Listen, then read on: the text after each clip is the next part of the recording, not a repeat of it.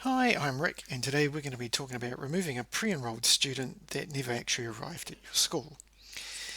Now, there's three basic scenarios you're going to run into in this situation. The first one is the easiest one, where the student is still classified as a pre-enrolled by the EDGE system. In other words, their start date here hasn't actually elapsed yet, so they're still classified as a pre-enroll. The second situation will be where the start date here has elapsed, so they've transferred from being a pre-enrolled to a full-time student. And the third scenario is where the start date here has elapsed, so they've transitioned from being a pre-enrolled to a full-time student, and the teacher has been marking the student as absent. And we'll go through each of those situations on how to remove the student from the system. So for the first situation, where the student is still classified as a pre-enroll and you've been informed that they won't be showing up to your school, it's simply a case of going to enrollments, pre-enrollments, and any of your pre-enrolls will be listed on this page. And if you've been informed that John Smith will in fact not be attending your school, you just click on the delete tick box and click on the delete marked, and that'll remove John Smith from the system. Now, in the second situation, where the student start date has already elapsed,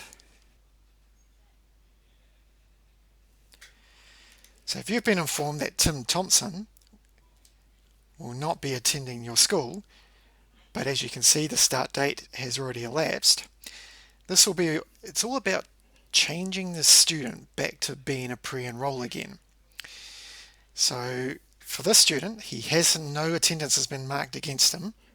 So what you need to do is go to the student details page, find the start date here, and change this date to a future date. So today is the 14th. So if we change it to, he's going to start school on the 30th, give it a reason why, then save the details.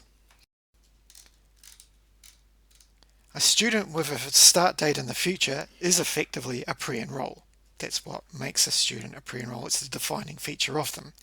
So now if we go back to enrollments, pre-enrollments,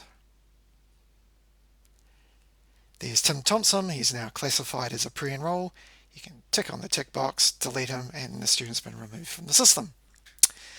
The third situation, which is the most complex one, is where the student is now a live student, but the teacher has been marking attendance against that student. Now, you can't remove a student from the system as a pre-enroll while they have attendance data against them.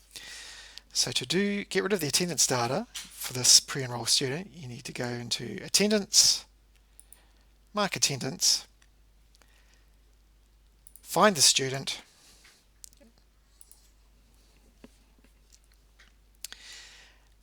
we don't have any attendance data because it's still beginning of the year, but along here you'll be listing all the attendance data. Change all the attendance data from whatever code has been selected to a blank, and do that for each day there's attendance data, and then save it. You'll have to wait 24 hours until that attendance data gets updated on the system, and then all you have to do is just repeat what I explained for in step 2, which is the case of go into enrollments, student details, change the details of the student so that the start date here is some date in the future, which will then turn the student into a pre-enroll, and then go into pre-enrollments and delete the student. Now, the one thing we see repeatedly is that schools get these pre-enrolls, they become live students because the start date here elapses, but they try and get around the situation by making the student a leaver. That's not good enough, because what that means is you're telling the system this student had arrived, had started at your school, and had attended your school for a little period of time. It'll put your statistics out, it'll put your MOE returns out.